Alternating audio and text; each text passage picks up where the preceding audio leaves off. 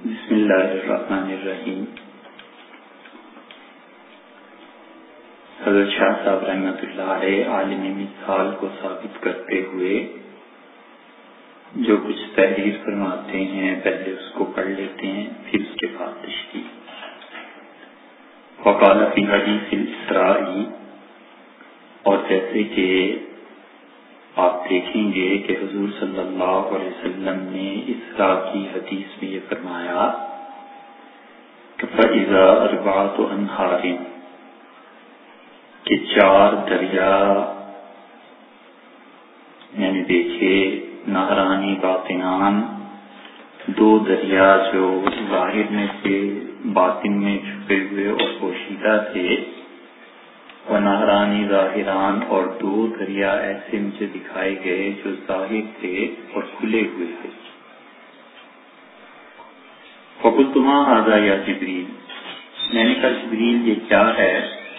قال اما الباطنان ففی الجنہ، انہوں نے کہا یہ 2 دریا جو آپ دیکھ رہے ہیں پوشیدہ، یہ جنت کے ہیں۔ وَأَمَّا الظَّاهِرَانِ، اور جو دریا آپ دیکھتے ہیں 2 جو کھلے ہوئے نظر آتے ہیں، فَالنِّيلُ وَالْفُرَاتُ، یہ نیل اور فرات دریا ہیں۔ وَقَالَ فِي حَدِيثِ صَلَاةِ الْكُسُوفِ، اور اسی طرح سورج کے گرہن میں جو حدیث آئی ہے تو اس میں حضور صلی اللہ علیہ وسلم نے فرمایا کہ سُوِّرَتْ لِي الْجَنَّةُ وَالنَّارُ، جنت اور جہنم دونوں مجھے دکھائی گئی۔ وفی لفظ، اور ایک جگہ یہ ارشاد فرمایا کہ بینی و بین جدار القبلۃ، میں جو تم لوگوں کو نماز پڑھا رہا تھا تو میرے کھڑے ہونے کی جگہ اور جو میرے سامنے قبلے والی دیوار ہے، ان دونوں کے درمیان میں نے جنت اور جہنم دونوں کو دیکھا۔ وفیہ، اور اس حدیث میں یہ بھی آیا ہے کہ انہ بسط یدہ، کہ آپ نے اپنے ہاتھ کو پھیلایا، آگے بڑھایا، لیتناول عنقودا من الجنۃ، تاکہ جنت سے انگوروں کا ایک خوشہ اور ایک گچھا توڑ لے۔ وانہ تقعقع من النار، اور یہ کہ حضور صلی اللہ علیہ وسلم پیچھے کو ہٹے جہنم کی تپش کی وجہ سے، وَنَفَخَ مِنْ حَرِّهَا، اور آپ نے پھونک ماری جہنم کی طرف۔ وَرَأَىٰ فِيهَا سَارِقُ الْحَجِيجِ، اور آپ نے یہ بھی دیکھا کہ ایک آدمی جو حاجیوں کا سامان چوری کرتا تھا، اس کی کیا سزا ہے۔ وَالْمَرْأَةَ الَّتِي غَبَطَتِ الْحِجْرَةَ، اور آپ نے اس عورت کو بھی دیکھا جس نے باندھ دیا تھا بلی کو، حتیٰ ماں تک، یہاں تک تو بلی مر گئی۔ وَرَأَىٰ فِي الْجَنَّةِ امْرَأَةً مَوْمِسَةً، اور پھر حضور صلی اللہ علیہ وسلم نے میں نے جنت میں اس عورت کو بھی دیکھا جو برے کردار کی تھی، مسلسل ایسے کام کرتی تھی، سقط القلب، اور میں نے دیکھا اس نے کتے کو پانی پلایا تھا، تو میں نے اسے جنت میں دیکھا۔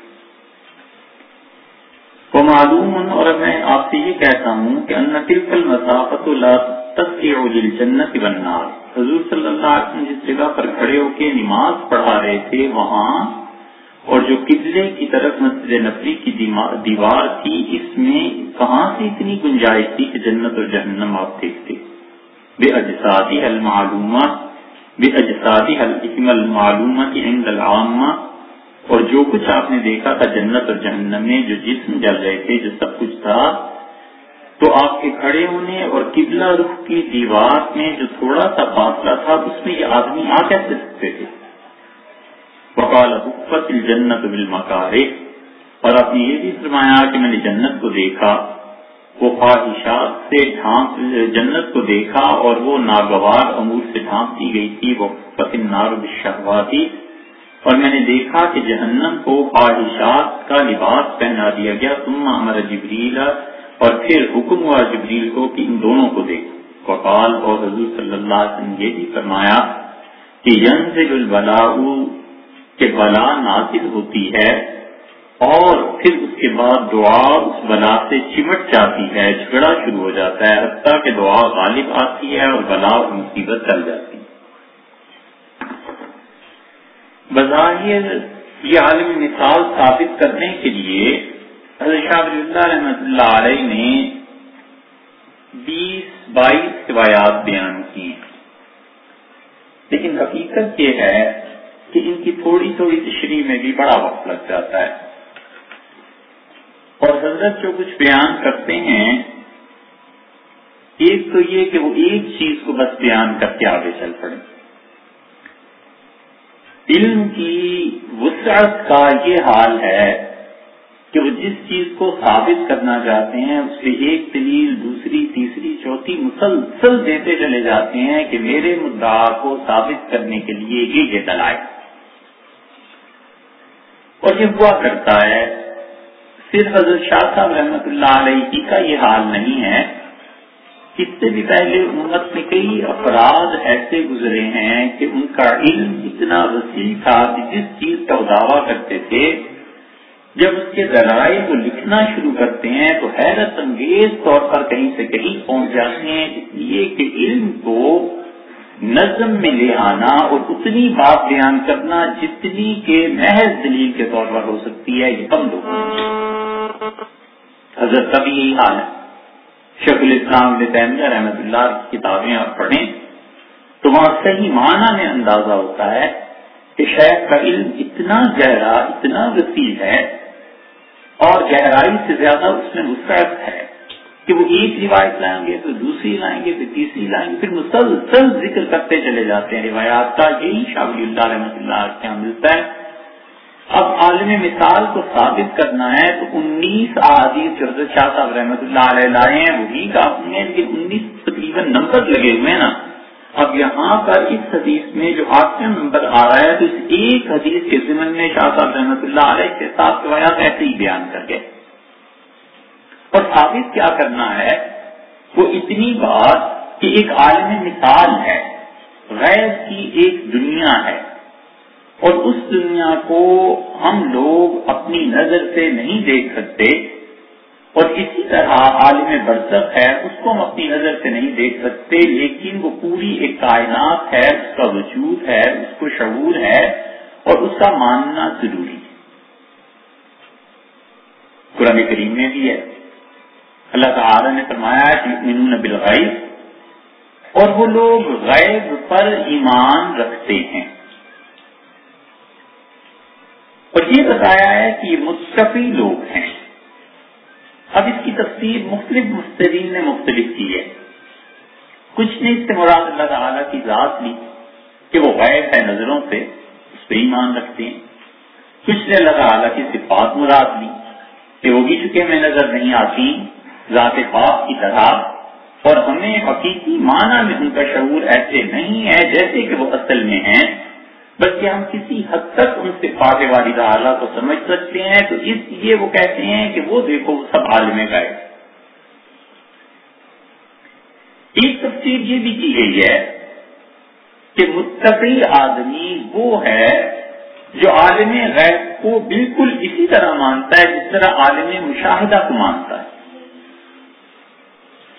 کیونکہ وہ کہتے ہیں 3 طرح کے آدمی ہیں، یا تو کافر ہے ان چیزوں کو مانتا ہی نہیں، اور یا مومن ہے، اور پھر مومن اور کافر کے درمیان کچھ لوگ ہیں جو فاسق ہیں اور کچھ لوگ ہیں جو متقی، یعنی مومنی کے درجات سمجھ لیں۔ ایک تو ان دونوں کے درمیان وہ درجہ ہے جو معتزلہ مانتے ہیں، اور معتزلہ کہتے ہیں کہ منزلۃ بین المنزلتین، 2 منزلوں کے درمیان ایک تیسری منزل بھی ہے، وہ کہتے ہیں مومن اور کافر ان کے درمیان ایک تیسرا بھی ہے۔ وہ تیسرا کون ہے؟ وہ کہتے ہیں نہ ہی تو یہ شخص پورا مومن ہے اور نہ ہی یہ شخص پورا کافر ہے، بلکہ ہم یہ کہیں گے کہ کفر اور ایمان کے درمیان کا ایک درجہ ہے۔ یہ علم کلام کی بہت طویل بحث ہوئی، سو رہا ہے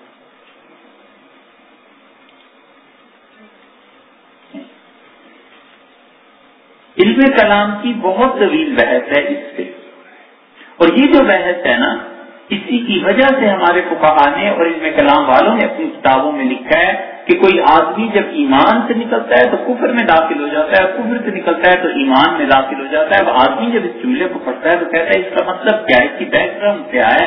تو وہ اصل میں معتزلہ کے اس عقیدے کا رد ہے جو وہ کہتے ہیں کہ یہ ممکن ہے کہ ایک آدمی ایمان سے نکل جائے اور کفر میں داخل نہ ہو، اور ایک آدمی کفر سے نکلے اور ایمان میں داخل نہ ہو۔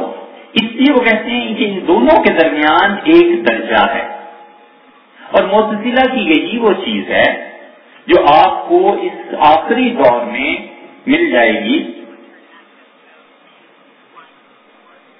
اور اگر فلسفے کا اور علم کلام کا آدمی نے صحیح معنی میں مطالعہ کیا ہوا ہو تو آپ یقین مانیں کہ امت میں اب کوئی گمراہی ایسی نہیں ہے جو گمراہی اس سے پہلے لوگوں میں نہ، کوئی درجہ ایسا نہیں کہ جتنی جدید چیزیں اٹھتی ہیں، حدیث کا انکار، معجزات کا انکار، فلاں کا، یہ کوئی آدمی آج تک ہمارے علم میں نہیں ہے کہ جس نے کوئی نئی بات پیش کی ہو جو اس سے پہلے لوگ نہ کر چکے ہوں۔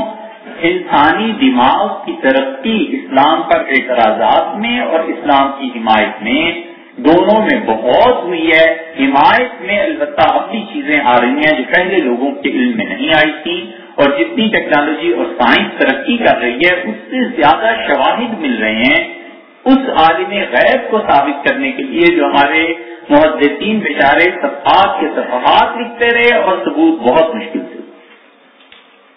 اس کی ایک مثال بھی آ جائے گی کہ احمد شاہ صاحب رحمۃ اللہ علیہ لکھتے ہیں کہ حضور صلی اللہ علیہ وسلم نماز پڑھا رہے ہیں اور آپ کے اور قبلہ رخ کے درمیان جو 5-7 فٹ کا فاصلہ ہے، یہاں انسان کیسے آ گئے، یہاں بلی کیسے آ گئی، یہاں پر جنت اور جہنم کیسے آ گئی۔ اب ہمارے دور میں اس کو کوئی دلیل قائم کرنے کی ضرورت ہی نہیں، جو بھی ٹی وی دیکھتے ہیں اور جو بھی کیمرہ وغیرہ ان چیزوں کے کو جانتے ہیں، بچہ جانتا ہے کہ کس طرح وہ چیزیں ساری سمٹ کے آ جاتی۔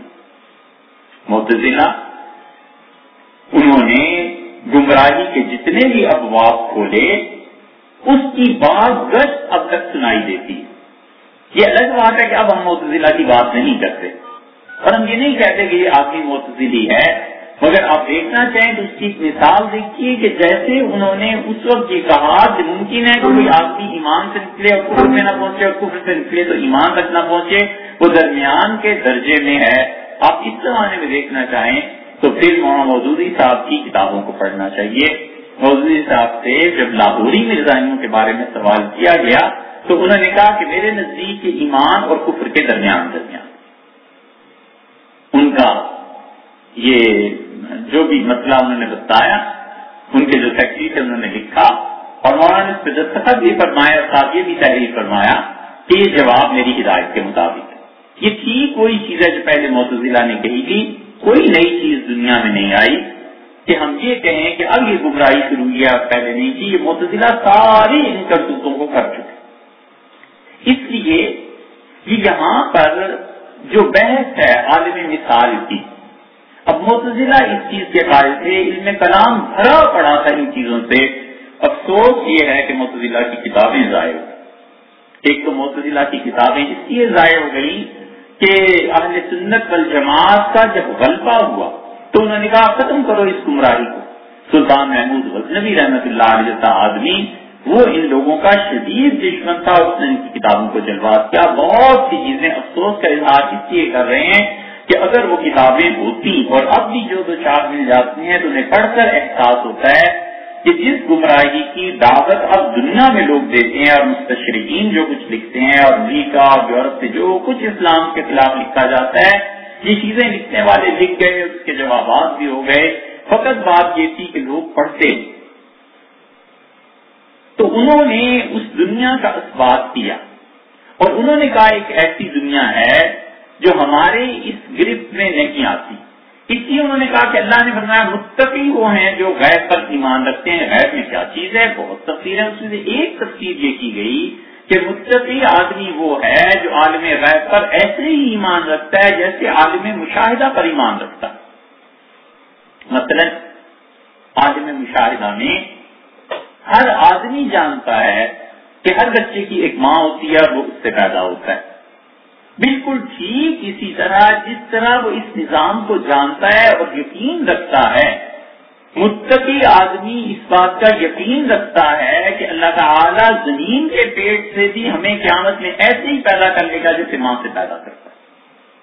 جب کسی آدمی کا ایمان اس درجے کا ہو آخرت پہ، تو وہ آدمی کرپشن پہ باز رہتا ہے، اسے پتا ہوتا ہے کہ جس طرح میں اپنے وجود کو اور اپنی والدہ کو نفی نہیں کر سکتا، جھٹلا نہیں سکتا، بالکل اسی طرح میں اس زمین سے دوبارہ پیدا ہونے کی نفی نہیں کر سکتا، یقیناً اللہ کے یہاں پیش ہونا ہے۔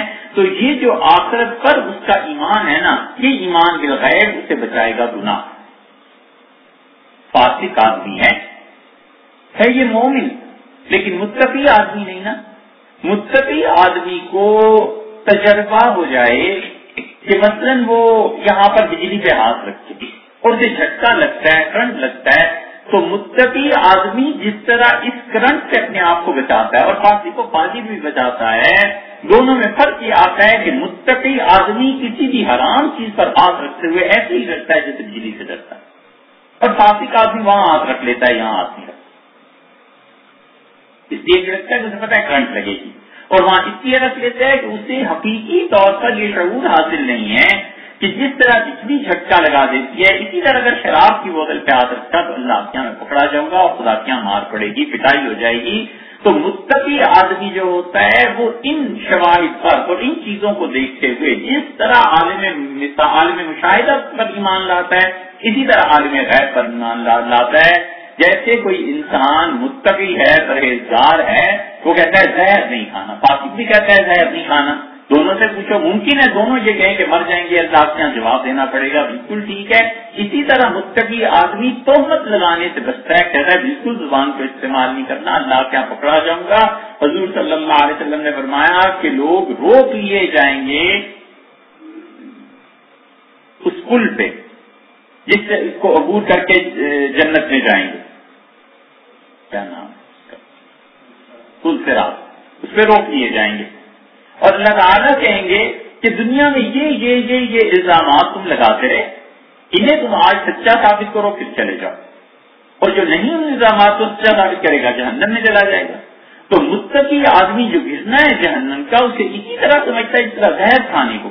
فاسق آدمی کہتا ہے زہر نہیں کھانا، مر جاؤں گا، اللہ کی نافرمانی کی خوشی ہو جائے گی، جنازہ نہیں ہوگا، جو بھی ہو گئے، لیکن وہ تہمت لگانے کو برا نہیں سمجھتا، اس لیے کہ اس کا ایمان بالغیب اتنا پختہ نہیں ہے جتنا ایمان بالمشاہدہ ہے۔ متقی آدمی کا ایمان ایسے ہی ہوتا ہے کہ مشاہدہ اور غیب دونوں کو یکساں طور پر سمجھتا ہے، اور وہ کہتا ہے یہ چیز ہلاک کرتی ہے تو وہ بھی ہلاک کرتی ہے، یہاں مارا جاؤں گا تو وہاں بھی مارا جاؤں گا۔ آپ اندازہ کیجئے کہ جس پروردگار نے جبریل امین کے ذریعے جس نبی صلی اللہ علیہ وسلم پہ جو قرآن بھیجا ہے اسی نے شراب کو حرام قرار دیا اور لوگ بہت سے نہیں پیتے، اسی پروردگار نے اسی نبی اسی فرشتے علیہ الصلوۃ والسلام اور اسی قرآن میں یہ کہا ہے کہ غیبت نہ کرو، وہ کر جاتے ہیں۔ اس لیے کہ عالم غیب پر ایمان پکا نہیں ہے۔ اگر عالم غیب پر ایمان پختہ ہو اور پتا ہو کہ اللہ کے یہاں جا کر ان چیزوں کا جواب دینا پڑے گا، تو آدمی ہر لمحہ اپنی زندگی کو امتحان سمجھتا ہے۔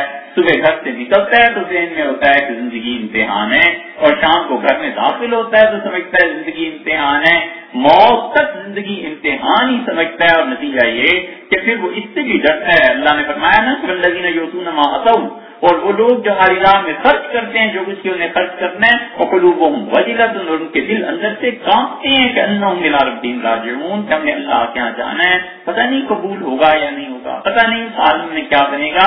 تو یہ جو ایمان کی کیفیت ہے یہ اللہ نے کہا متقی لوگوں کی ہوتی ہے۔ اب جب متقی آدمی ایسے ہو جاتے ہیں پھر وہ اس عالم مثال کو سمجھتے ہیں۔ حضرت نے اس کی پہلی مثال دی، اور حضرت نے فرمایا رحمۃ اللہ علیہ نے کہ دیکھو وہ اسی طرح جس طرح حضور صلی اللہ علیہ وسلم نے 4 دریا دیکھے، اور 4 دریا جو تھے ان میں سے 2 ظاہر میں تھے، 2 باطن میں تھے۔ ظاہر اور باطن کی تفسیر کی ہے مختلف محدثین نے، اس کا خیال یہ ہے کہ 2 دریا جو جنت کے اندر کی طرف جا رہے تھے آپ نے انہیں دیکھا، اور 2 جو جنت سے نکل رہے تھے انہیں دیکھا۔ ایک روایت میں آتا ہے کہ 4 دریا حضور اکرم صلی اللہ علیہ وسلم نے دیکھے، اور چاروں اللہ کے عرش کے نیچے سے پھوٹ رہے تھے۔ اب وہ چاروں اللہ کے عرش کے نیچے سے پھوٹ رہے تھے، اس کا کیا مطلب یہ ہے کہ ان چاروں دریاؤں میں اللہ کی طرف سے برکتیں نازل ہوتی. پانی ہر مذہب میں کہیں نہ کہیں مقدس رہا ہے اور کہیں نہ کہیں پاکیزہ رہا ہے. ہر مذہب اور مسلک میں کہیں نہ کہیں کا پانی اسے بہت معتبر مانتے ہیں. ہندوؤں کو دیکھ لیں، ہندو پانیوں کو معتبر مانتے ہیں، گنگا کے پانی کو معتبر مانتے ہیں. یہاں چکوال میں جو کنویں ہیں ان کے پانی کو بہت معتبر مانتے تھے. ایسی جیسے ہم زمزم پیتے ہیں، ہندو یہاں سے پانی جایا کرتے تھے چکوال سے. اور متحدہ ہندوستان میں سب سے زیادہ قدیم اور متبرک جن چیزوں کو سمجھا جاتا تھا، اس لیے یہ چکوال کا حصہ تھا یہاں کی عبادت گاہیں. مسلمانوں کو دیکھ لیں، ان کے یہاں زمزم ہے. عیسائیوں کو دیکھ لیں، ان کے یہاں بھی ایک پاکیزہ پانی ہے.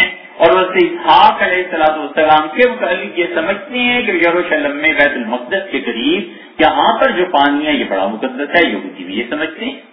اس لیے کہ یروشلم کی بہت تعریف آئی ہے ہماری کتابوں میں بھی. مسجد اقصی جہاں پر واقع ہے، حضور صلی اللہ علیہ وسلم نے اس جگہ کو مقدس پاک قرار دیا. عمر رضی اللہ عنہ آئے کہ مسجد اقصی تو بعد میں بنی ہے، اس سے پہلے بھی یہاں پر جو عبادت گاہ تھی اس کے تقدس کا اسلام نے بھی حکم دیا اور اسلام نے بھی اسے قائم رکھا. اور یہ بتایا رسول اللہ صلی اللہ علیہ وسلم نے کہ جب سلیمان علیہ السلام وہاں پر اس کو تعمیر کر رہے تھے تو انہوں نے اللہ سے دعا کی اور یہ مانگا اللہ تعالیٰ سے کہ جو شخص بھی بیت المقدس میں آئے اور نماز پڑھے اللہ اسے ایسے پاک کر دیں جیسے وہ آج ہی پیدا ہوا ہے. تو اللہ تعالیٰ نے فرمایا ہم کر دیں. تو حضور صلی اللہ علیہ وسلم نے اسی لیے فرمایا کہ مسجد اقصی میں جو نماز پڑھتا ہے اس کو ایسے ہی ثواب ملے گا جیسے وہ میری مسجد میں نماز پڑھتا ہے مسجد نبوی میں. البتہ بیت اللہ آپ نے فرمایا اس سے دگنا ہے، یعنی 1 لاکھ. 1 لاکھ کو اگر آپ کم کر لیں گے تو 50,000 ہو جائے گا. تو مسجد اقصی کے متعلق بھی فرمایا کہ اس میں نماز پڑھنے پر 50,000 نمازوں کا ثواب ملے گا. اسی لیے حضور صلی اللہ علیہ وسلم جب گئے ہیں معراج میں تو 9 مقامات پر، کیا بعض روایات کے مطابق اس سے بھی زیادہ مقامات پر اترے ہیں اور وہاں نفل پڑھیں. اسی لیے صوفیہ کہتے ہیں تو جو کچھ کہتے ہیں بس کرتے ہیں آپ سے. حضور صلی اللہ علیہ وسلم گزرے تو جبریل امین راستے میں چیزیں دکھاتے گئے، بہت عجیب و غریب اور بہت ہی معلومات سے پر وہ سفر تھا آپ کا. جبریل نے کہا یہ وہ جگہ ہے جہاں آپ ہجرت کر کے آئیں گے. آپ نے غور سے دیکھا تو کھجورے بہت زیادہ تھی درخت تھے. میں سمجھا کہ یہ شام ہے لیکن مجھے اب پتہ چلا کہ تو مدینہ منورہ ہے. پھر انہوں نے فرمایا کہ یہ وہ جگہ ہے جہاں عیسیٰ علیہ السلام پیدا ہوئے تھے. آپ نے فرمایا میں اترا اور میں نے کہا اچھا رکو یہاں. پھر رسول اللہ صلی اللہ علیہ وسلم نے 2 رکعتیں وہاں پڑھی. یہ وہ چیز ہے جو شاہ ولی اللہ رحمۃ اللہ جو لکھتے ہیں نا. اب تو شاہ صاحب رحمۃ اللہ کی کتابیں کون پڑھے؟ وہ کہتے ہیں کہ جب میں مدینہ منورہ گیا تو میں نے اللہ تعالیٰ کے خاص انوار اور برکات دیکھے اس جگہ پر جہاں رسول اللہ صلی اللہ علیہ وسلم پیدا ہوئے تھے مکہ مکرمہ میں. اس جگہ پہ میں نے خاص برکتیں نازل ہوتے ہوئے دیکھی. تو پھر مجھے سمجھ آیا کہ یہ رسول اللہ صلی اللہ علیہ وسلم کی پیدائش کی جگہ پہ اب تک یہ انوار اور نور اور برکتیں برس رہی ہیں. شاہ صاحب رحمۃ اللہ نے وہاں نفل پڑھے.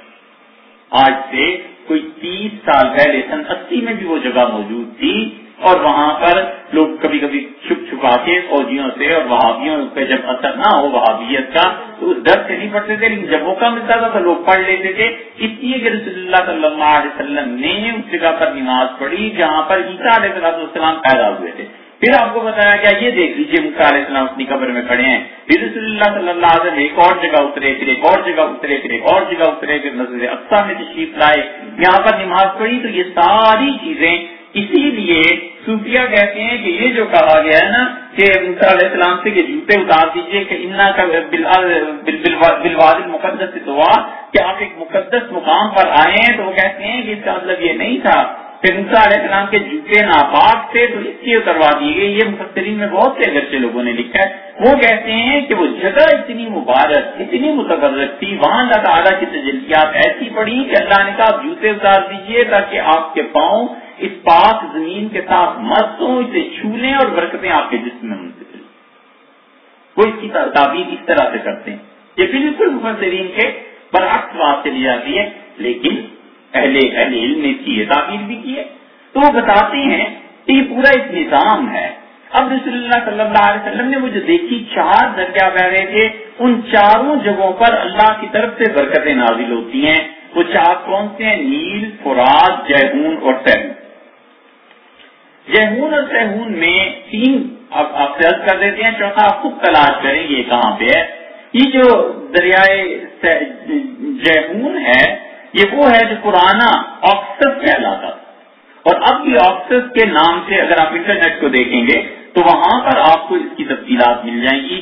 اور اس میں دریائے آمو میں اگر آپ دیکھیں AMU، اس پٹی کو اگر آپ دیکھیں گے انسائکلوپیڈیا بریٹانیکا میں، تو اس نے اس بات کو بہت تفصیل سے لکھا ہے کہ یہ دریا تھا تاجکستان کی اور افغانستان کی جو حد ملتی ہے وہاں پر یہ دریا واقع ہے، اور 1000 کلومیٹر کے قریب یہ لمبا ہے، جو بھی ہے وہ ساتھ اس سے تفصیلات دی ہیں، کتنا چوڑا ہے کتنا لمبا ہے، اور وہاں پر بہت کچھ ان دو دریاؤں کے پاس جب عرب نکلتے تھے تو وہ سفر کرتے تھے پہاڑوں میں، اور اس میدانی علاقے کو چھوڑ کر جس میں دجلہ اور فرات واقع ہیں، وہ اندر ہی اندر وہاں سے پہنچتے تھے یہاں تک دریائے جیہون تک، ان پہاڑوں کو کراس کر کے ترکی اور اس کا بارڈر اور ادھر افغانستان سے بھی پیچھے جب چلے جاتے تھے تو پہلا دریا تھا یہ جو جیہون اور دوسرا تھا سیہون، یہ دو بڑے دریا تھے۔ اس لیے عرب جب کہتے تھے نا کوئی کام تو کہتے تھے ماوراء النہر، جو دریا کے پیچھے کی زمین ہے وہاں یہ ہوتا ہے۔ اب دریا کے پیچھے کی زمین جو تھی وہ یہ ہے سمرقند، بخارا، یہ تاشکند، شاش، جہاں کے بڑے بڑے فقہا ہیں، کس کا نام لیں، قیامت تک ان دریاؤں کے پار کے جو علاقے ہیں قیامت تک مسلمان اور خاص طور سے حنفی جو ہیں ان کے احسان سے عہدہ برانی، ان کی ٹکر کا ایک ہی منطقہ ایسا نکلا جو اگر چلتا رہتا، اگر وہ جاری رہتا تو وہ اس کی ٹکر کا تھا، اور وہ حیدرآباد دکن والے تھے۔ حیدرآباد میں نظام جیسے بھی تھے اور جو کچھ بھی وہ لوگ کرتے رہے، لیکن انہوں نے علم کی اتنی خدمت کی علم کی اور حنفی فقہ کی اور لوگوں کی کہ حیدرآباد دکن میں اگر پولیس ایکشن نہ ہوتا اور یہ چلتے رہتے لوگ اور جامعہ عثمانیہ قائم رہتی تو یہ کسی زمانے میں پہنچ کے ماوراء النہر کے لوگوں کے برابر ہو جاتے۔ وہ کتابیں انہوں نے شائع کی، ان کتابوں کے تراجم کروائے۔ ہندوستان میں دیوبند سے لے کے ندوہ سے لے کے اور سیاسی امور تک کون آدمی ہے جو حیدرآباد دکن والوں کا احسان اٹھا سکے؟ اتنے بڑے لوگ تھے۔ اب اندازہ کیجیے مولانا شبیر احمد صاحب عثمانی رحمۃ اللہ علیہ نے جب فتح الملہم لکھنا چاہی تو مولانا عثمانی حیدرآباد گئے، کتابیں نہیں تھی، وہاں سے جا کر پیسے لیے اور فتح الملہم لکھی، حیدرآباد کے پیسے میں کام کیا۔ مولانا ناظر حسن گیلانی رحمۃ اللہ علیہ اتنا کچھ لکھا ہے، حیدرآباد والوں نے قدر کی اور حیدرآباد نے پیسہ دیا۔ مولانا مسعود عالم ندوی حیدرآباد نے پیسہ دیا۔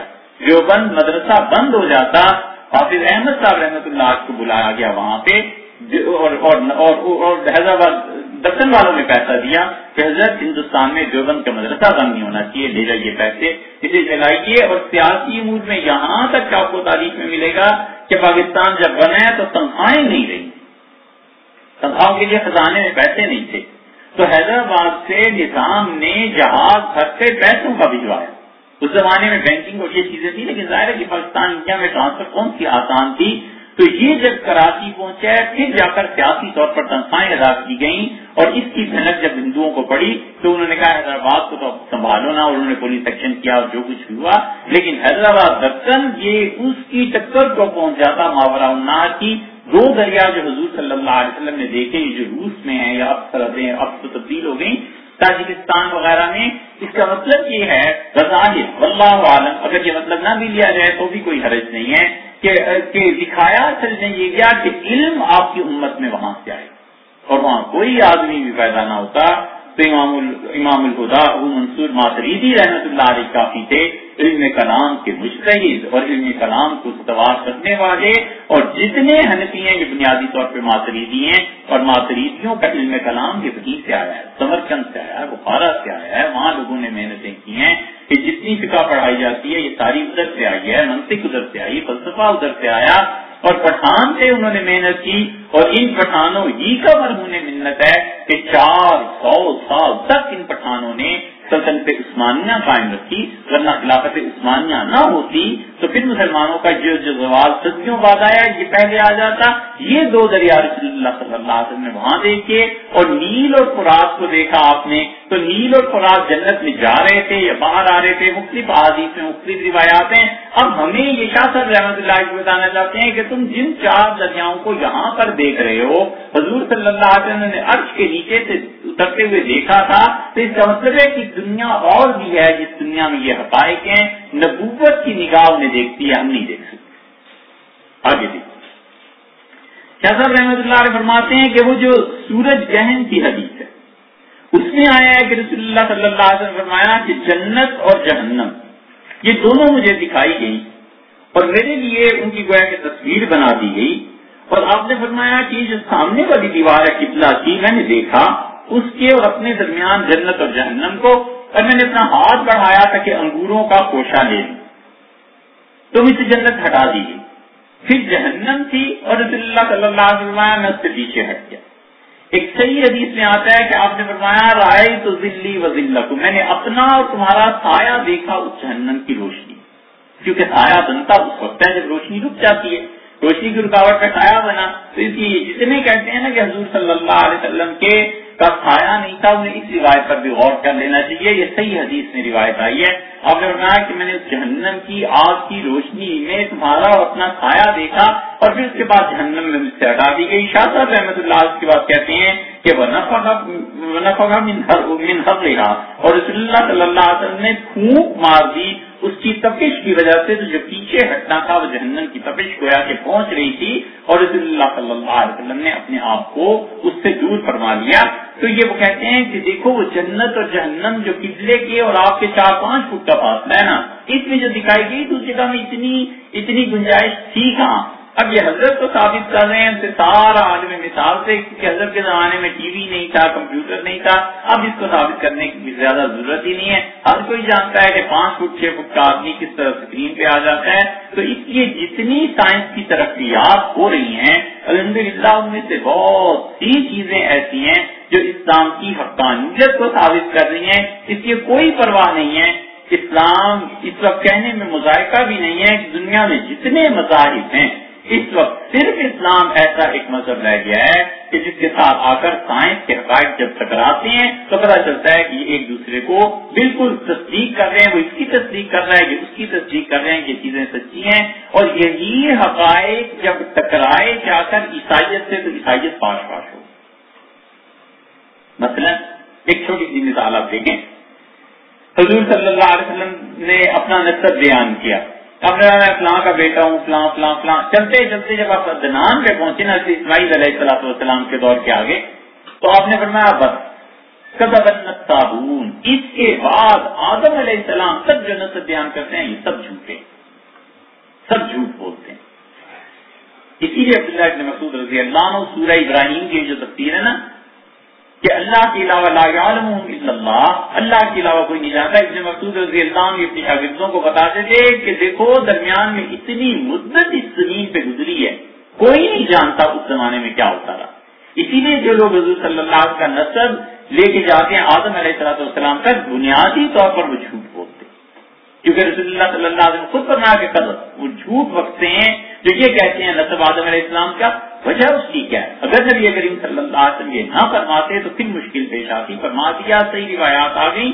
اب جب سائنس، اب دو چیزیں، ایک تورات نے دعویٰ کیا عیسائیت سے، ایک اسلام نے کہا، اسلام نے تو صاف کہہ دیا جی عدنان کے بعد ہمیں پتہ ہی نہیں آگے دنیا کب سے بنی ہے، کتنی نسلیں درمیان میں آئی ہیں، ختم ہو گئی بات۔ عیسائیت نے کہا نہیں، آدم علیہ السلام کی اتنی عمر تھی، ان کا بیٹے نوح علیہ السلام کی اتنی عمر تھی، فلاں کی اتنی عمر تھی، فلاں کی اتنی عمر تھی۔ وہ جب سارا ٹوٹل لگایا تو وہ ٹوٹل 1000 2 4000 پتہ نہیں 7000 برس بنتے تھے، 7000 یا 6000 کی روایت ہے۔ بائبل کو آپ جہاں سے شروع کریں گے دیکھیں گے اس میں چند صفحات کے بعد آتا ہے۔ اب جب 6-7 ہزار سال کو لوگوں نے گنا عیسائیوں نے، انہوں نے کہا بھائی سائنس نے ترقی کی ہے، سائنس بتاتی ہے کہ آثار قدیمہ تو لاکھوں سال پرانے ہیں، دنیا کوئی 6-7 ہزار سال سے تو نہیں۔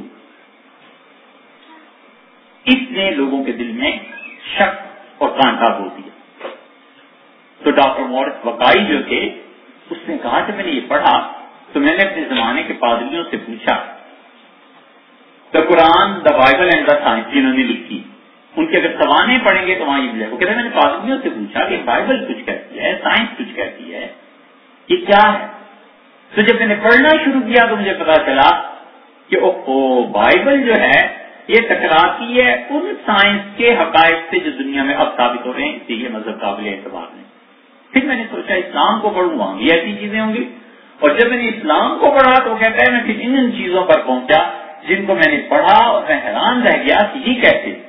پھر اس نے اس آیت کا حوالہ دیا، اس سے کہا اللہ نے فرمایا، حضور صلی اللہ علیہ وسلم یہ کہتے تھے، اللہ نے قرآن میں یہ کہا کہ ہم نے بچے کو پیدا کیا کہ ظلمات ثلاث، 3 اندھیروں میں وہ تھا.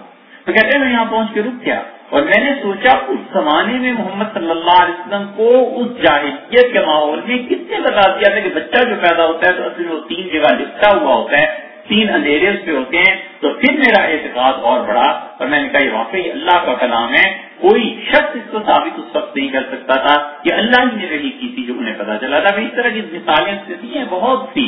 تو اسلام واحد اب دین ہے کہ جب ٹکراؤ پیدا ہوتا ہے تو کچھ عرصے کے بعد، اگر فی الحال لوگ کہتے ہیں کہ یہ چیز نہیں ثابت، کچھ عرصے کے بعد ثابت ہوتی ہے اور پتہ چلتا ہے کہ اسلام نے جو چیز کہی تھی وہ درستی اور باطل مذاہب جب ٹکراتے ہیں اس کے ساتھ تو صاف پتہ چل جاتا ہے کہ یہ چیز غلط ہے.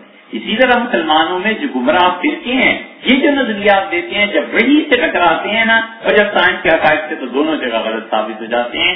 اس لیے ابن تیمیہ رحمۃ اللہ نے کمال کی کتاب لکھی. انہوں نے اس کتاب میں یہ ثابت کیا، 4 جلدوں میں وہ کتاب چھپی ہے. انہوں نے کہا ہر وہ چیز جو عقل سلیم سے ثابت ہوتی ہے اگر نقل صحیح اس کے مقابلے میں آ جائے تو دونوں ایک دوسرے کی تصدیق کرتی ہیں. عقل سلیم نقل صحیح کو رد نہیں کرتی ہے اور نقل صحیح عقل سلیم کو رد نہیں کرتی. حضرت نے یہاں پر یہ جو فرمایا ہے تو اب یہ سائنس کی ترقی ہو گئی، اب یہ ثابت کرنے کی کوئی ضرورت ہی نہیں ہے کہ 4 فٹ میں کیسے یہ چیز آ گئی تھی اور 5 فٹ میں کیسے آ گئی تھی. حضور صلی اللہ علیہ وسلم نے دیکھا تھا اور پھر آپ نے فرمایا کہ دیکھو میں نے اپنا ہاتھ بڑھایا تھا کہ جنت سے ایک چیز لے لوں، انگوروں کا خوشہ، اور وہ مجھ سے ہٹا دیا گیا، اور جہنم پھر اسے بھی مجھ سے ہٹا دیا گیا. پھر رسول اللہ صلی اللہ علیہ وسلم نے فرمایا کہ میں نے دیکھا ایک چور کو، اور وہ چور کون تھا؟ وہ حاجیوں کی چیزیں چراتا تھا. معتزلہ حج کے متعلق بہت سی چیزیں اس پر عقلاً اعتراض کرتے تھے، پھر ان کے بعد اہل عقل اعتراض کرتے رہے.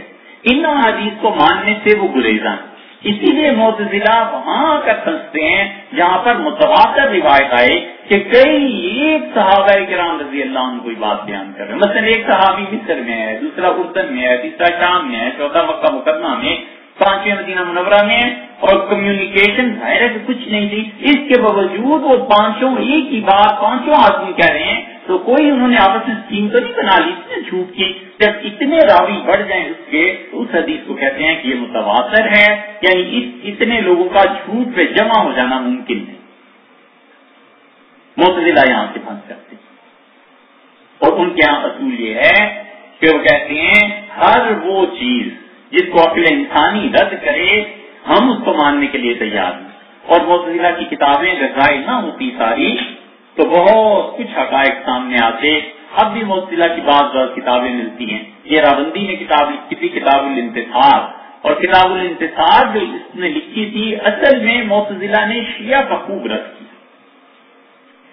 پہلی صدیوں میں شیعہ میں علم کلام نہیں تھا، اور پھر دوسری صدی تیسری صدی میں جب شیعہ کا علم کلام آیا ہے تو معتزلی اس وقت زندہ تھے. معتزلیوں نے اہل سنت کے ساتھ جتنے مناظرے اور بحث روایت کیے ہیں اس سے کہیں زیادہ انہوں نے شیعہ سے کیے ہیں.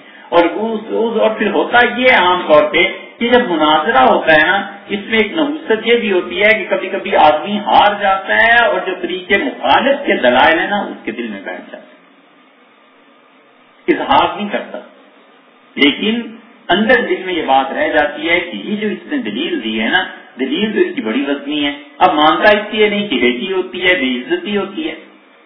تو ہوتا یہ ہے لوگوں کے ساتھ، یہی اہل تشیع کے ساتھ ہوا. اور معتزلہ نے جب دلائل دینے شروع کیے ان کے رد میں، وگرنہ معتزلہ کا اصل میدان جو تھا وہ عیسائیت، یہودیت، ان چیزوں کے رد کا تھا.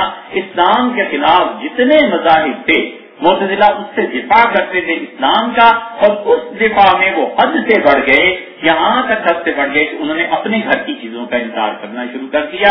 انہوں نے اعتراض کیا جنت اور جہنم پہ، اس چیز پہ معجزات پہ، فلاں پہ. بہت ضلع کا ہم ان چیزوں کو مانتے ہی. ارے رہی یہ تو اسلام کی بنیادی چیزیں تھیں، ان کو مانو، پھر اپنی عقل کو استعمال کر کے جواب دو. انہوں نے یہ نہیں کیا، یہاں ان سے غلطی ہوئی. اور معتزلہ نے جب اپنا رخ پلٹا کہ اسلام کے اندر کون سے فرقے ہیں، تو سب سے زیادہ ان کی رافضیوں سے بحث رہی. رافضی ان کے مقابلے میں ہارتے رہے، لیکن اندر ہی اندر رافضی جو تھے ان کے عقیدے کو قبول کرتے چلے. اس لیے بہت سی چیزوں میں جب معتزلہ کے بعد پہلی نسل کے بعد دوسری نسل آئی نا، رافضیوں کے وہی عقیدے ہو گئے جو معتزلیوں کے. مثلا معتزلہ نے شرط و مت سے اس کا انکار کیا کہ جادو کوئی چیز نہیں.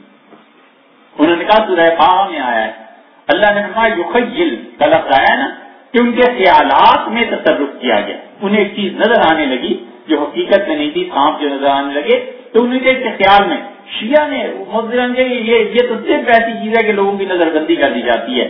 شیعہ نے جو اگلی نسل آئی انہوں نے صاف کہا کہ جادو نہیں ہے.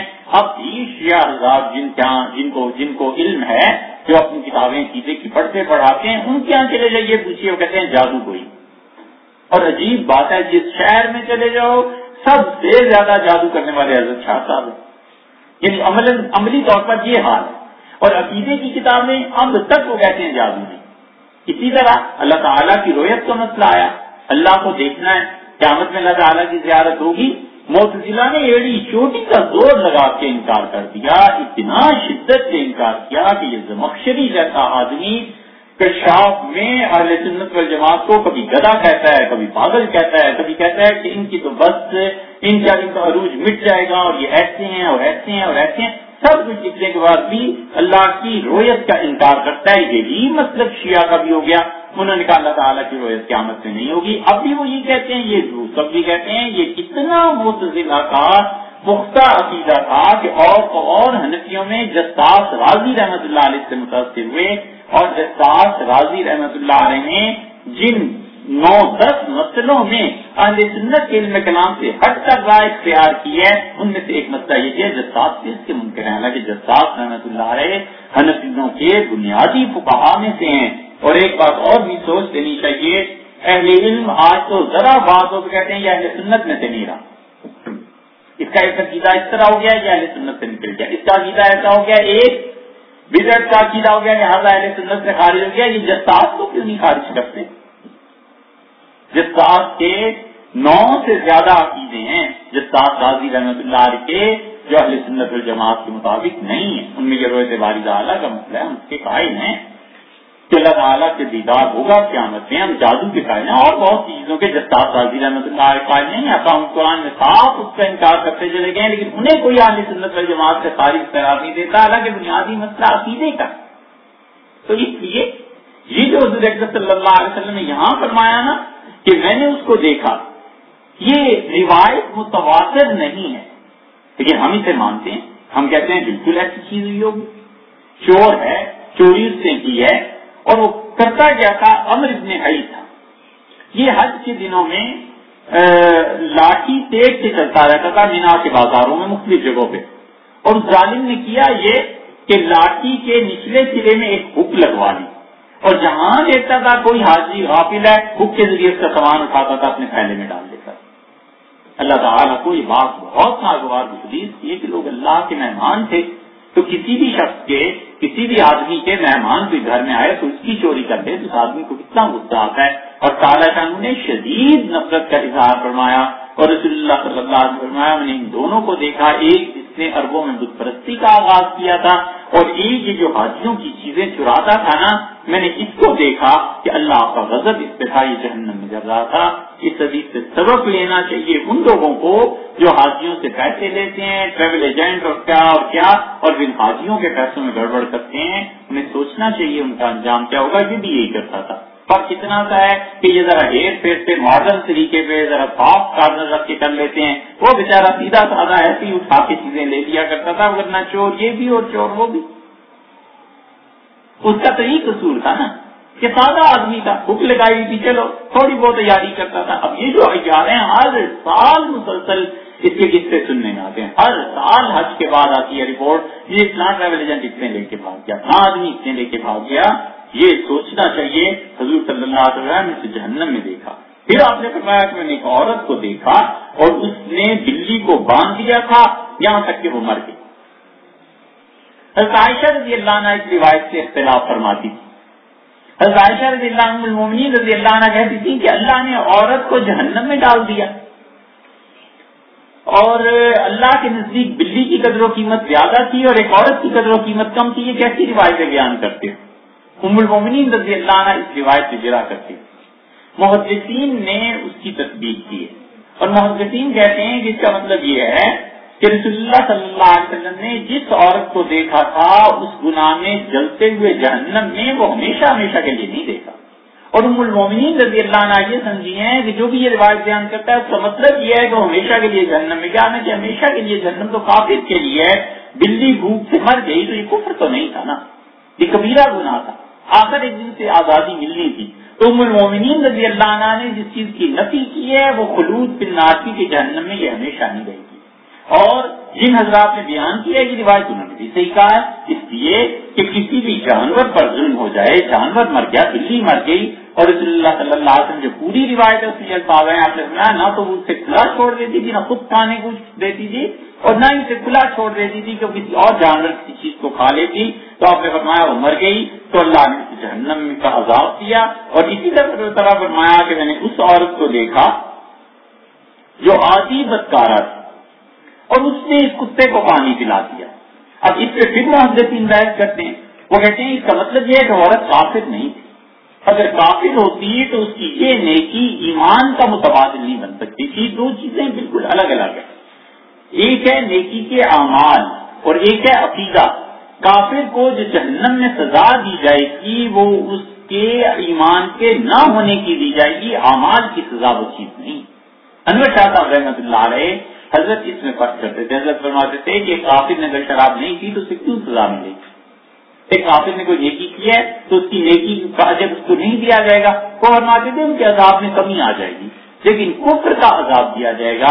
اس معاملے میں ابن عربی رحمۃ اللہ علیہ بہت آگے نکل گئے، دور چلے گئے. لیکن یہ جو عورت تھی حدیث میں پوری بات یہ آئی ہے کہ وہ جا رہی تھی کہیں اور اس نے دیکھا ہے کتا کیچڑ چاٹ رہا ہے تو اس نے کہا کہ افاظت ہوں ماں اصابنی، یہ آگ اسے لگی تھی عورت کو. تو اس نے کیا کیا، اپنی اوڑھنی کے ساتھ اپنا جوتا لٹکایا کنویں میں اور جوتے میں جو پانی آیا اس سے پی لیا. تو پھر اس نے دیکھا کتے کو کیچڑ چاٹتے ہوئے تو اس نے کہا اس سے بھی وہی چیز ہے جو مجھے تکلیف پہنچ رہی تھی پیاس سے. تو اس نے اسی طرح پانی نکال کے کتے کو پلا دیا. اللہ تعالیٰ نے اسے کوئی گناہ معاف کر دیا. اللہ نے گناہ معاف کر دیے. پھر اس پہ ایک اور بحث آتی ہے کہ یہ حقوق اللہ سے جو معاف ہو گئے، حقوق العباد ہوتے تو معاف نہ ہو. لیکن صحیح مسلک یہ ہے تو یہ بات کہنے کی سب پہ نہیں، لیکن اب کیا کریں، کوئی بات ہو تو انٹرنیشنل لیول پہ فوراً چلی جاتی ہے کہ اللہ تعالیٰ اگر چاہے گا تو قیامت میں حقوق العباد بھی معاف کر دے گا. اللہ کو پوری قدرت حاصل. عام طور پر یہی کہتے ہیں نا کہ حقوق العباد اس وقت تک معاف نہیں ہوں گے جب تک بندہ معاف نہ کرے، لیکن بات اس سے بھی آگے ہے کہ حقوق العباد کوئی آدمی معاف کرے یا نہ کرے، اللہ اگر چاہے گا تو اس کی تلافی ہو جائے گی. اور اس کی دلیل وہ حدیث ہے کہ اس آدمی نے 99 قتل کیے تھے اور حضور صلی اللہ علیہ وسلم نے پھر وہ کسی کے پاس کیا توبہ کے لیے پوچھنے پھر سے 100 قتل کر دیے. طویل روایت کے آخر پہ یہی آتا ہے نا کہ اللہ تعالیٰ نے اسے جنت میں بھیج دیا، معاف کر دیا. تو وہ کہتے ہیں جو 100 آدمیوں کے قتل کیے تھے وہ سارے حقوق العباد ہی تھے، وہ کہاں گئے؟ پھر محققین اس پہ ایک اور روایت لاتے ہیں، وہ کہتے ہیں حضور صلی اللہ علیہ وسلم نے یہ جو فرمایا نا کہ اللہ تعالیٰ قیامت میں جب لوگوں کے حقوق کا فیصلہ کرے گا تو اللہ تعالیٰ ان کو کہے گا کہ تمہارا یہ حق فلاں نے مار دیا تھا اور اب ہم تمہیں اتنا ثواب اس کے عوض میں دے دیتے ہیں کہ تم اپنا حق معاف کر دو، تو وہ کر دے گا. یہ ایک صورت ہے ایڈجسٹمنٹ ہو جائے گی.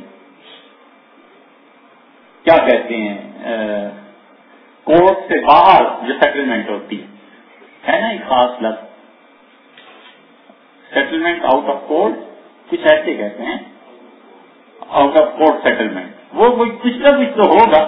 تو اس لیے وہی نا حدیث کو اس حدیث میں جو آیا ہے نا کہ عورت عادی بدکارہ تھی، تو بات یہاں پر یہ ہے کہ معاذ اللہ زنا اور بدکاری یہ خالص اللہ کا حق ہے جو ظاہر ہوتا ہے. کسی انسان انسان کا کوئی حق نہیں، بس یہ خالص اللہ کا حق ہے جو ظاہر کرتا ہے. اللہ نے منع کیا، اگر اللہ تعالیٰ نے منع نہ کیا ہوتا تو پھر کیا ہوتا؟ پھر یہ بحث چلی جاتی ہے شاعرہ اور ماتریدیہ سے کہ یہ چیز عقلاً ممنوع ہے، یہ شرعاً ممنوع ہے، لیکن سب اس کو مانتے ہیں یہ صرف اللہ کا حق تو آدمی یا مرد یا عورت ظاہر کرتے ہیں. اللہ چاہے تو معاف کر دے اور اللہ تعالیٰ نہ چاہے تو نہ معاف کرے. اس اعتبار سے آدمی سوچے تو لوگ اس گناہ سے نفرت کرتے ہیں، اور جو ظلم خود کرتے ہیں لوگ اس سے کوئی نفرت نہیں کرتا. کسی کا پیسہ مار لینا، کسی کی عزت پہ ہاتھ ڈال دینا، کسی کو بدنام کر دینا، لوگوں کے لیے وہ گناہ تھوڑی چیز ہے اور یہ گناہ زیادہ چیز ہے. کہ حقیقت میں دیکھا جائے تو وہ گناہ زیادہ بڑے ہو جاتے ہیں اس سے، لیکن یہ ہے کہ ایک عوامی تصور ہے، بس وہ تصور چل رہا ہے. پھر حضور اکرم صلی اللہ علیہ وسلم نے کیا فرمایا؟ آپ نے فرمایا کہ دیکھو میں نے دیکھا، یعنی آپ نے فرمایا کہ جنت جو تھی وہ ناگوار چیزوں سے ڈھانپ دی گئی. مثلا آپ نے یہ کہا کہ جنت ان لوگوں کے لیے ہے جو لوگ وضو کرتے ہیں جب انہیں وضو کرنے میں دقت ہوتی ہے، ٹھنڈے پانی سے وضو کرنا، سردی کی شدت میں وضو کرنا. اور آپ نے مسجدوں میں آتے ہیں جب مسجد میں آنے میں دقت ہوتی ہے. اس حدیث کا مفہوم یہ ہے کہ اندھیروں میں مسجدوں میں جو آتے ہیں انہیں بشارت دے کہ پوری جنت پورے نور کی بشارت انہیں دی جائے. تو وہ کیا چیز ہے؟ وہ ہے عشاء اور فجر کی نماز سردیوں میں پڑھنا. اور اس زمانے میں بجلی لائٹ کا کوئی تصور نہیں تھا، تو اس لیے فرمایا کہ جنت ان چیزوں سے ڈھانپ دی گئی جو انسان کو تباہ ناگوار گزرتی ہیں. کون اس مشکل میں پڑے، کون اس مصیبت کو برداشت کرے؟ فرمایا جنت ان کے پیچھے اور جہنم جو تھی وہ لوگوں کی خواہشات کے پیچھے، کہ لوگ اپنی خواہشات کو پورا کر لیں، وہ بڑا اچھا اسے سمجھتے ہیں، اور جہنم اس کے پیچھے ہوتی ہے. پھر اللہ نے کہا جبریل امین کو کہ ان دونوں کو دیکھو، اور جبریل امین ان دونوں کو دیکھا.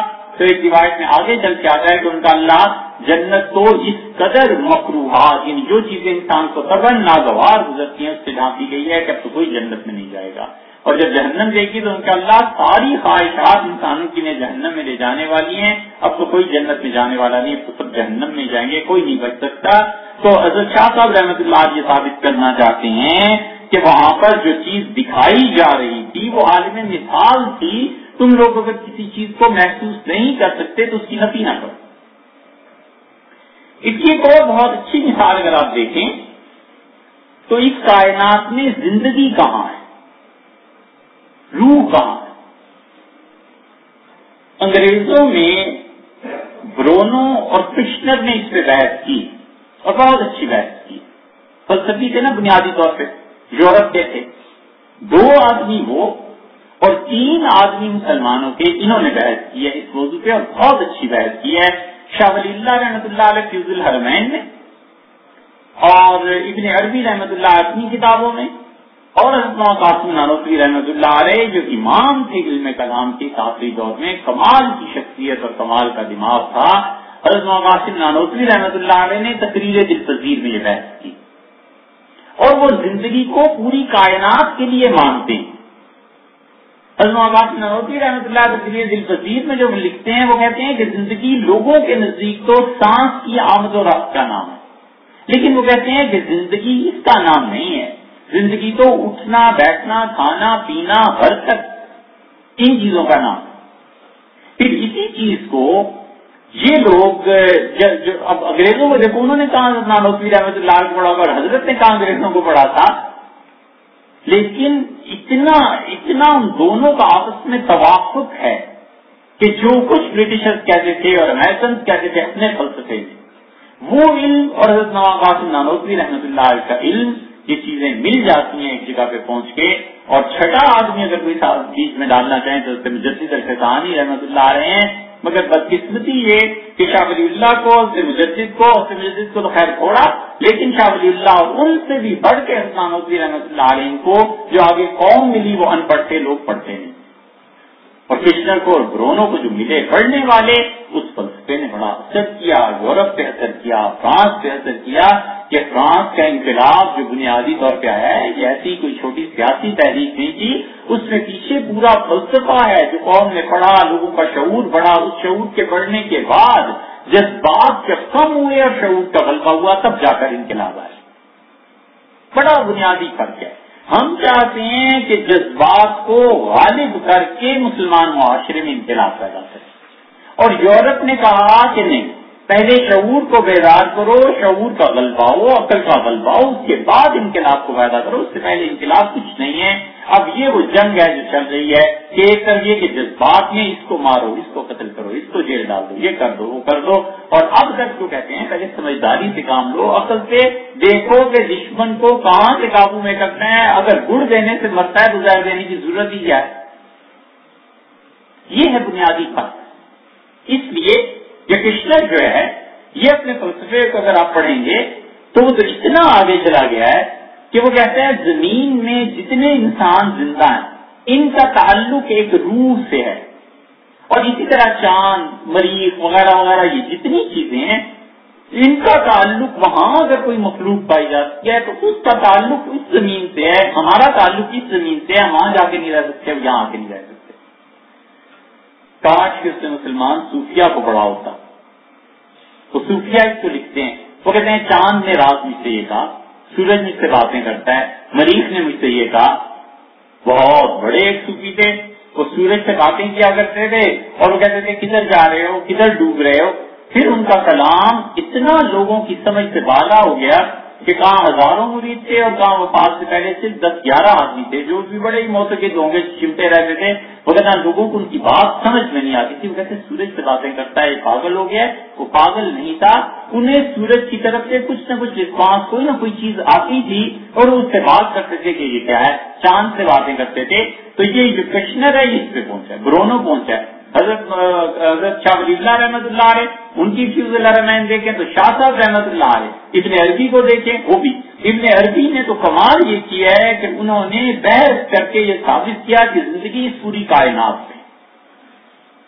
شاہ عبدالعزیز محدث دہلوی رحمۃ اللہ علیہ نے اپنی تفسیر میں یہ جو سورہ بقرہ میں آتی ہے نا، وہ شد و قسوہ یا پاس پتھر اس سے بھی زیادہ سخت ہوتے ہیں، شاہ صاحب رحمۃ اللہ نے اس کی تفسیر میں بھی اسی کو لیا اور وہ کہتے ہیں ہمارے نزدیک زندگی ساری کائنات میں۔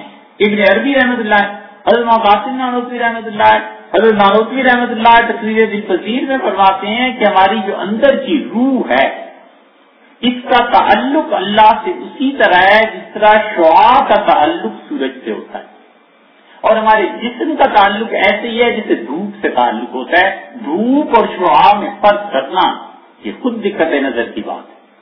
وہ کہتے ہیں اس سے سایہ پڑتا ہے تو سایہ اسی وجہ سے پڑتا ہے نا کہ روشنی رک گئی۔ وہ کہتے ہیں ہمارے جسم ایسے ہیں، اصل میں اندر جو روح ہے اس کے ساتھ اللہ کا تعلق۔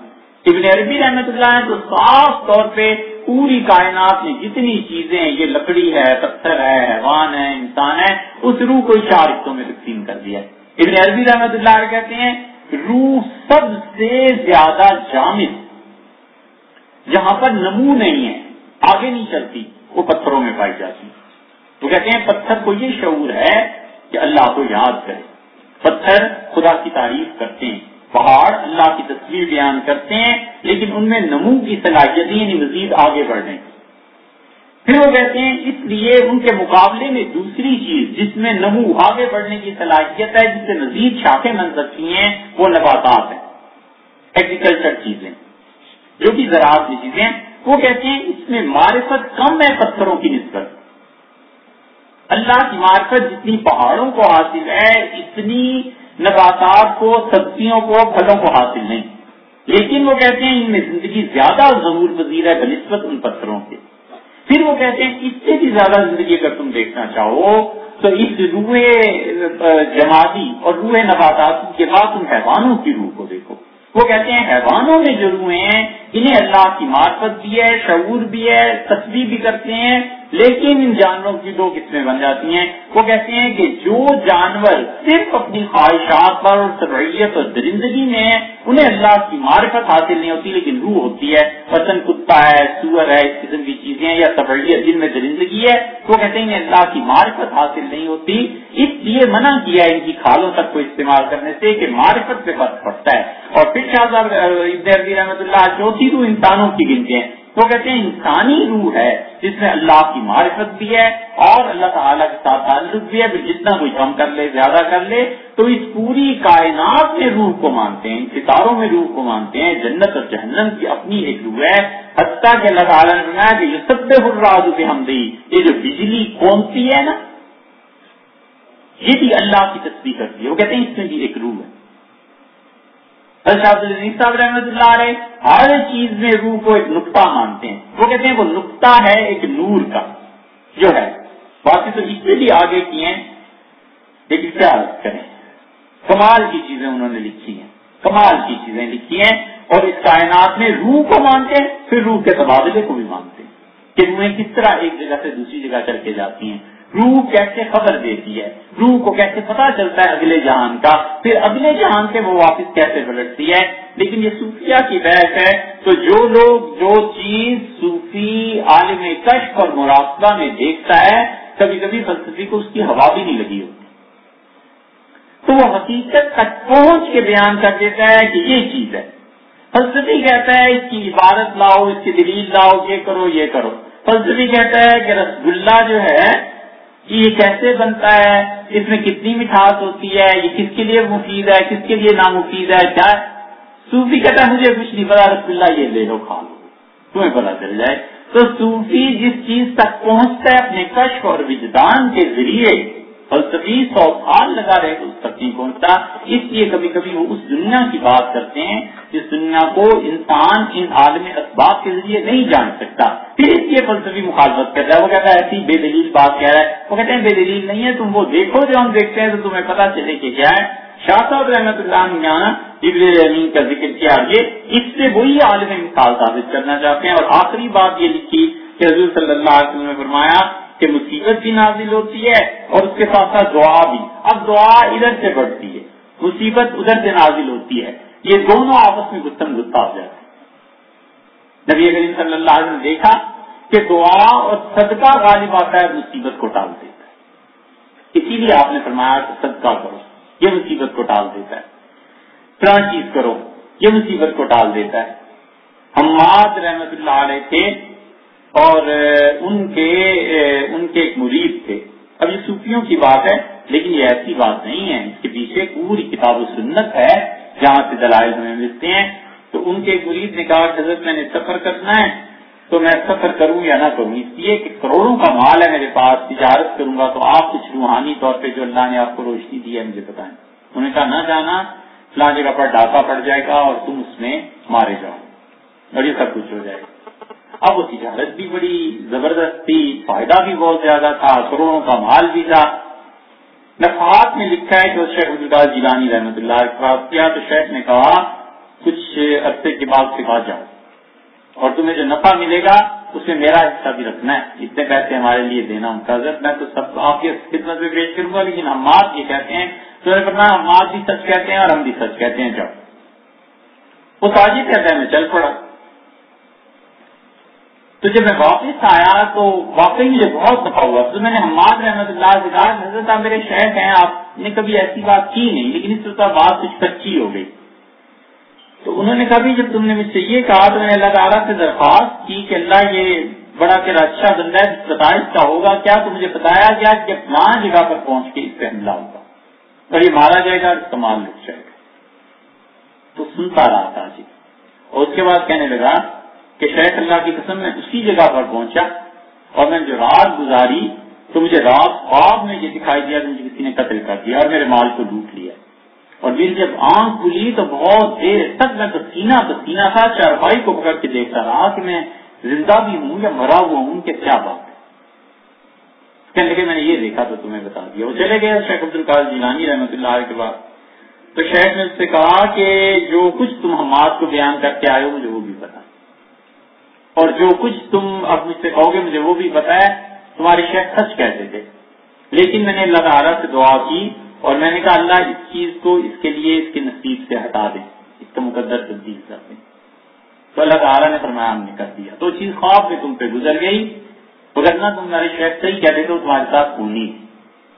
شہاب الدین سہروردی رحمۃ اللہ علیہ خود وارث المعارف جو ان کی کتاب ہے, کوئی معمولی چیز نہیں ہے. وارث المعارف جو تھی یہ نظام الدین اولیاء رحمۃ اللہ نے کہا جب میں گیا ہوں فرید الدین مسعود شکرگنج رحمۃ اللہ کے پاس پاک پتن, تو حضرت نے مجھ سے پوچھا کہ عقیدے میں کیا پڑھا ہے.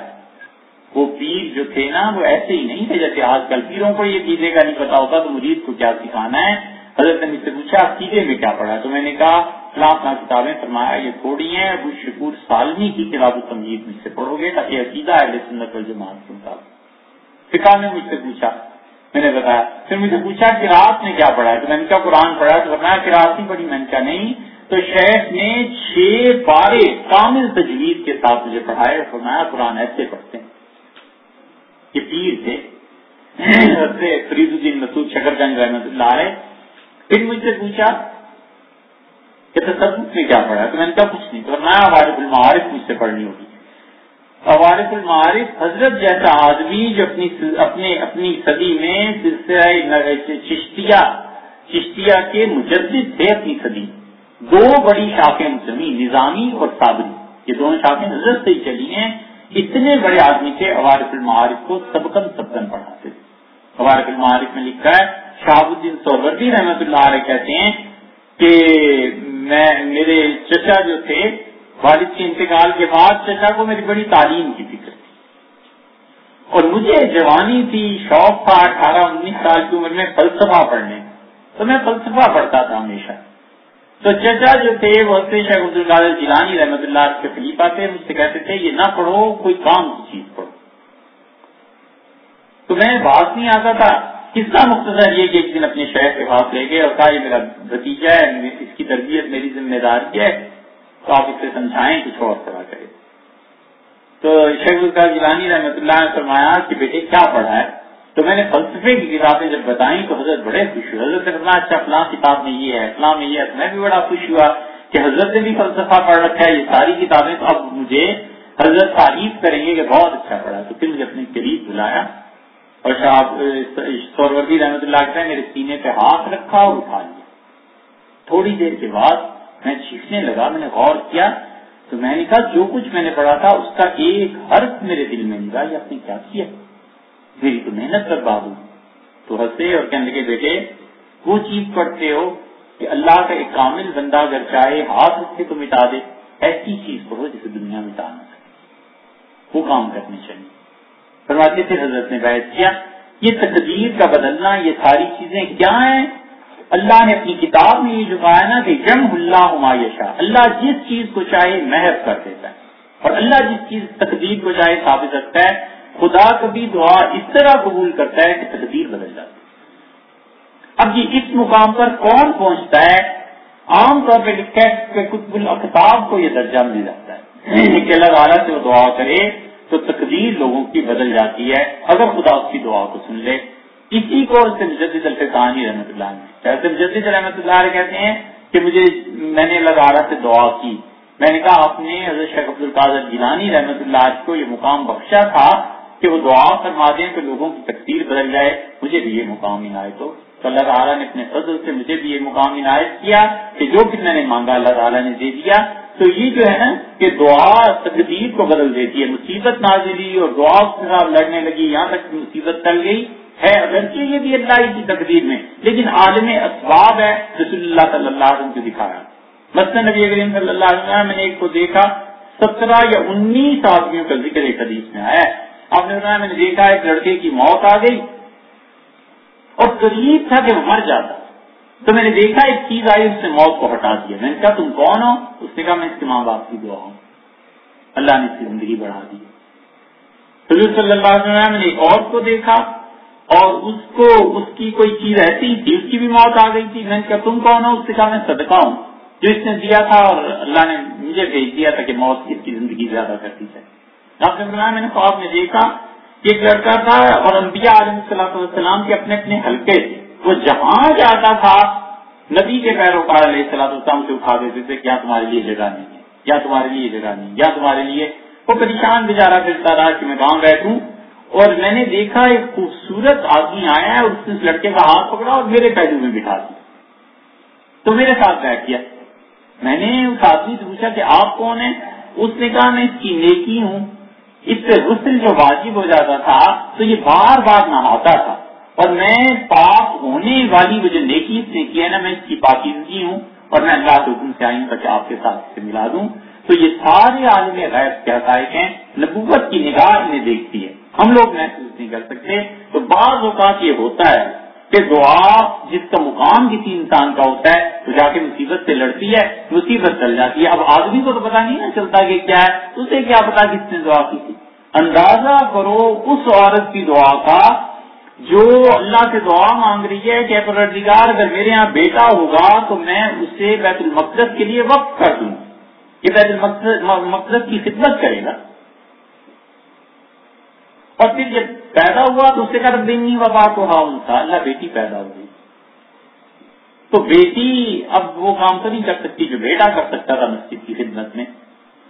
تو اللہ نے فرمایا واللہ عالم بما وضعت، اللہ ہی جانتا تھا کہ کس غضب کی بیٹی اسے دی ہے، کس غضب کا نصیب ہے اس کا. تو وہ عورت کیا کہتی ہے انی سمیتھا مریم، اللہ میں نے اپنی بچی کا نام مریم رکھا. وَإِنِّي أُعِيذُهَا بِكَ وَذُرِّيَّتَهَا مِنَ الشَّيْطَانِ الرَّجِيمِ، اللہ نے اپنی بیٹی کو بھی اور اس کی اولاد کو بھی تیری پناہ میں دیتی.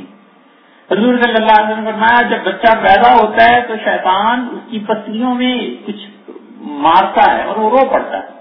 اور آپ نے فرمایا اس سے صرف ایک آدمی مستثنا ہوا جو نہیں رویا پیدائش کے وقت، اور عیسیٰ علیہ السلام تھے. اور پھر فرمایا وہ کیوں نہیں رویا، اس لیے کہ اس کی نانی اسے اللہ کی پناہ میں دے گئی تھی، شیطان اس کے قریب کی جا.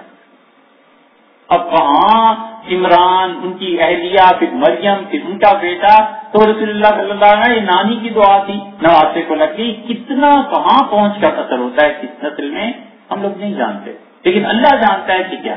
اس لیے آدمی کو ساری زندگی دو کام کرتے رہنا چاہیے. ایک تو وہ یہ طے کر لے کہ میں سوائے خیر کے اور کوئی کام نہیں کروں، مجھ سے سوائے اچھائی کے اور کچھ نہیں، کسی کی غیبت نہیں، کسی پہ ظلم نہیں، کسی کے ساتھ جھگڑا نہیں، لڑائی نہیں، کچھ نہیں، مجھ سے سوائے خیر کے آپ کو کچھ چیز نہیں ملے گی. اتنا ہارم لیس ہو جائے نا آدمی، پھر جا کر کے کام بنتا ہے کہ مجھ سے کسی کو کچھ دکھ نہیں، کوئی تکلیف نہیں، کوئی پریشانی نہیں، کسی پر تہمت ہو، کچھ بھی نہیں.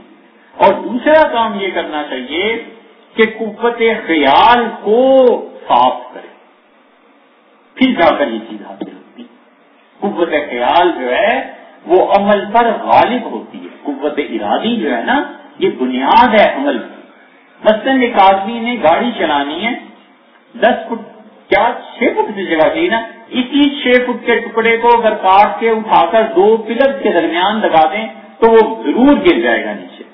حالانکہ اتنی جگہ زمین پہ تھی، اسی پہ گاڑی چلنی تھی، اوپر چل کے کیا ہوا، اب کہتا ہے ادھر گرا ادھر گرا، ادھر گرا ادھر کیا ہوا، واپس گر جاتا ہے. یہ قوت خیال ہے جو اس کے غالب آگے کرنا، گرنے کی کوئی وجہ ہی نہیں تھی. تو آدمی کے خیالات جب ٹھیک ہوتے ہیں نا پھر قوت ارادی کے ٹھیک ہونے کے بعد قوت عمل ٹھیک ہوتی ہے. آدمی کہتا ہے عمل ٹھیک کروں، عمل کہاں سے ٹھیک ہوگا، اس سے پہلے قوت ارادی ٹھیک ہونی چاہیے. قوت ارادی میں خیال میں وہ 24 گھنٹے سوائے خراب چیز کی کچھ سوچتا ہی نہیں. نتیجہ یہ نکلتا ہے کہ قوت عمل خراب ہو جاتی ہے. اور قوت ارادی اگر ٹھیک کرنی ہے وہ پھر پڑھتا ہے، وہ پھر سوچتا ہے کہ یہ ٹیکنالوجی کہاں ہے، یہ سائنس کہاں ہے، یہ کتاب نے کیا لکھا ہے، فلانے نے کیا لکھا تھا. وہ پھر سوچتا ہے مجھے اپنے آمدن کے ذرائع کیسے بڑھانے ہیں، حلال سے کیسے کام کرنے ہیں، حرام سے کیسے بچنا ہے. جو پازیٹو سوچ میں آ جاتا ہے تو پھر سب کچھ آدمی وہی ہو جاتا ہے جو قوت خیال. آدمی کو چھپائیں، قوت خیال کو نکالیں، اور خیال کو چھپائیں، آدمی کو نکالیں. ایک ہی سکے کے 2 روپے ہیں. جب قوت خیال درست ہوتی ہے یہ دوسرا کام ہے کرنے کا. یہ جب کرتا ہے نا تو پھر آہستہ آہستہ اس مقام تک پہنچتا ہے کہ تقدیر بدلنے میں اس آدمی کی دعا کام آتی ہے.